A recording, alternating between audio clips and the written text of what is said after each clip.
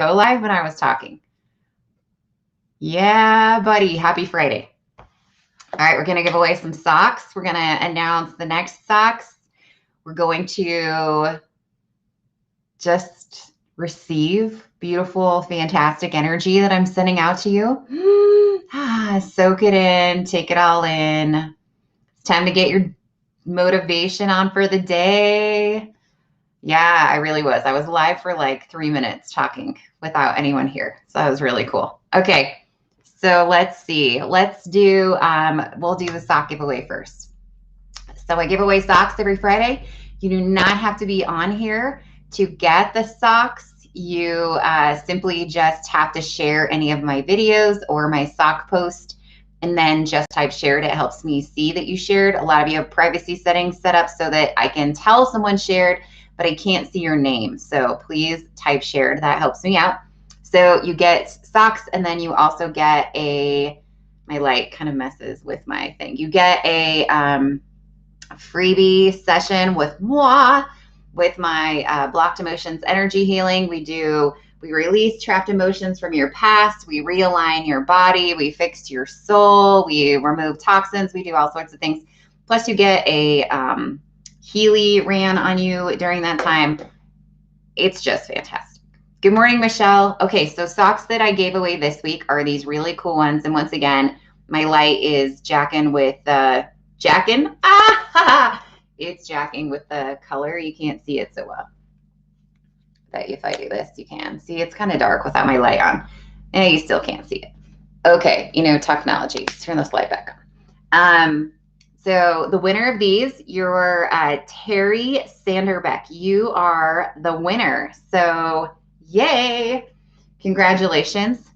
I think that it's appropriate to give away another set of March socks. So next Friday, good morning, Lisa. Good morning, Maurice. We'll be giving away these. They're super cute too. They got little luckies on them, little luckies, little clovers. So that's going to be posted today. Yes. Okay. So I'm going to tell you a really cool story. This is something that happened to moi that was totally kind of crazy. And I had a moment yesterday where everything just sort of came together and I realized what it was all about. Okay. So we all love story time. Probably like 7 months ago, my grandma was giving away some stuff, like some really cool little wood things that my grandpa had made. And so she had all of the grandkids come to her house so you could pick out which one you wanted because my grandpa passed away a while ago. And so while I was at her house, she had a whole bunch of stuff out of her closet. I don't know what she was doing, but she had this gigantic vase. And there was just something about the vase that I was like, oh, right. Just a little bit of a attachment, listen to your intuition. And I said, what are you doing with this? And she's like, throwing it away. And I was like, oh, can I have it? And she said, sure. I'm just tossing it. And so I took the vase. I really didn't know anything about it. And then she did mention to me, she's like, oh, so-and-so made this, blah, blah, blah. And I was like, all right. And still, I really didn't pay attention. I just thought it looked pretty cool. A lot of my house I have decorated in like kind of primitive style, home, like primitive decor, which is not really reminiscent of my reflection of my shelf back there because that's all like redone stuff. But anywho, so I bring this vase home and I put it up. I have huge vaulted ceilings in my kitchen. So I put it up above my cupboard and it just doesn't feel right. And so for a minute, I'm like, is this thing like possessed? Like, I'm not really sure. Why am I picking up kind of a weird vibe off of this vase? I didn't really think anything of it. Christmas came and I removed all my stuff off the top of my cupboards because I put up gingerbread houses at Christmas time. So I took the vase down, I brought it in to my office. And then I had started setting up my office to do in-person sessions now that COVID is kind of getting a little calmer. And so the vase sat in here. And I still like was getting this like impression off of it that like something is just with the vase, but I don't really know. And then I started to realize what was going on. I did a session with one of my cousins who is also from the same side of the family. And immediately during the session, I had the impression of I knew what was going on with the vase, which was kind of weird. So I told her about it. So then she starts going through online some family genealogy type stuff. And she's like, oh my gosh, I just found the vase in a picture.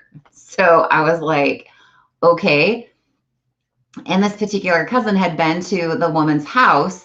So this is my we called her Aunt Leola.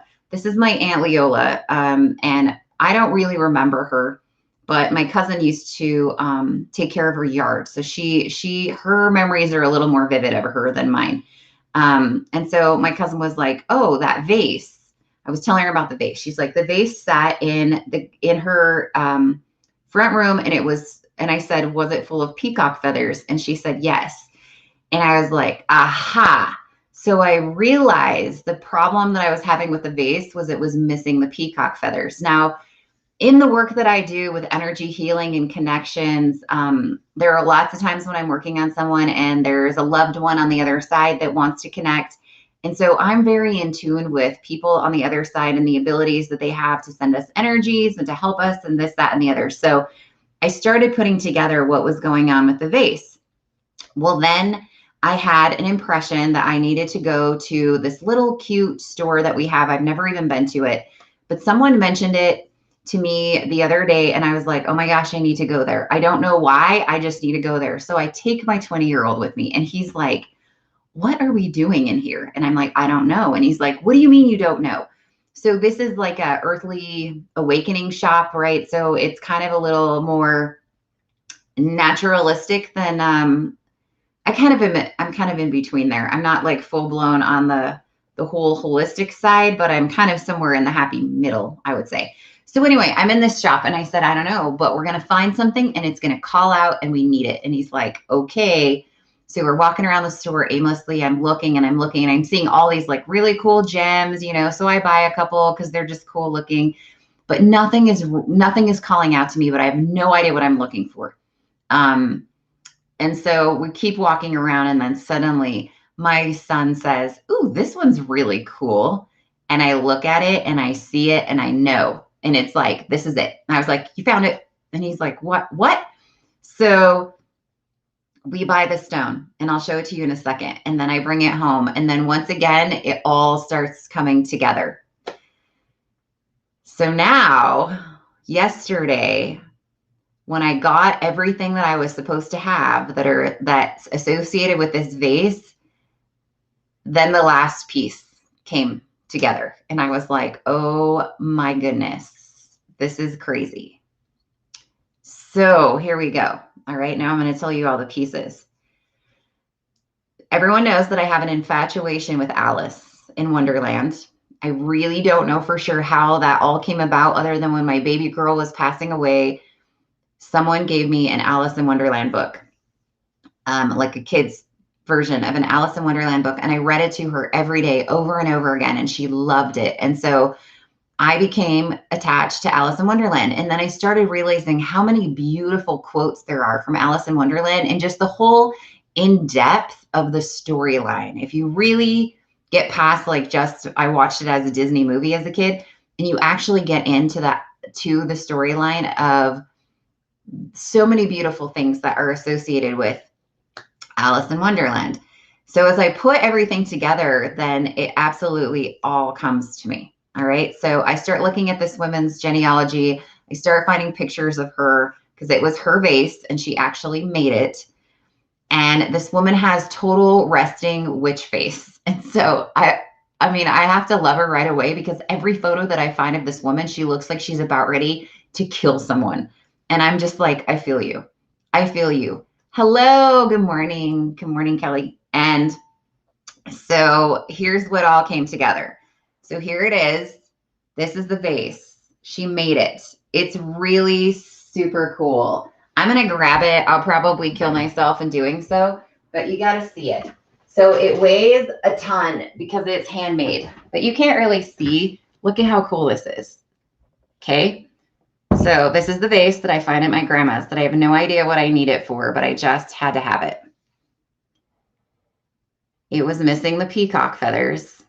And if you're like, why do you need peacock feathers? So this lady who is my aunt or is part of my grandma's line, she owned peacocks and she lived in the same town that I live in now, actually up the street from where my house is, which is really cool because ancestral speaking, the house that I live in now, when I'm looking out my window, I can see my whole family's farm that they had. And so when my grandma comes to my house, she's always like, "Oh, this view of the mountains is absolutely the view of my childhood." And my mom used to play in the field where my house is now. It's just really cool. So she had peacocks running all over her yard.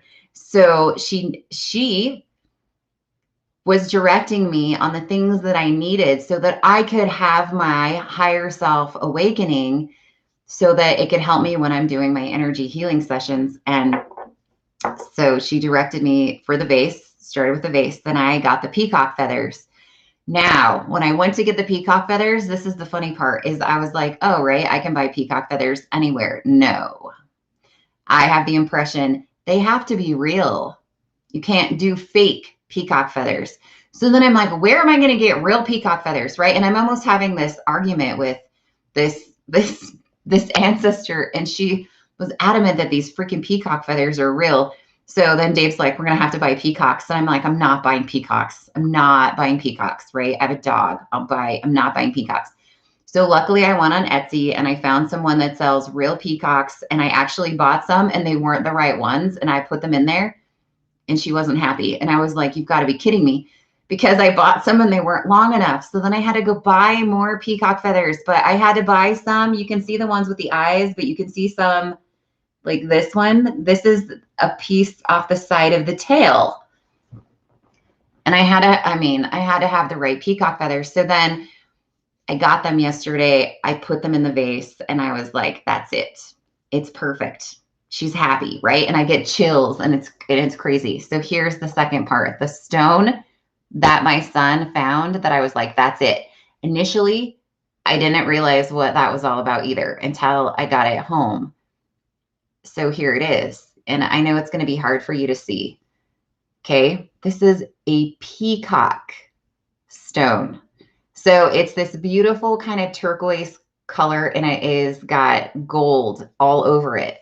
The peacock stone, I needed it as part of the connection with the vase and the peacock feathers. Now, here's where it all came together. Yesterday, when I put it all together, I realized that she goes by Leola, but her name is Alice. And that was it.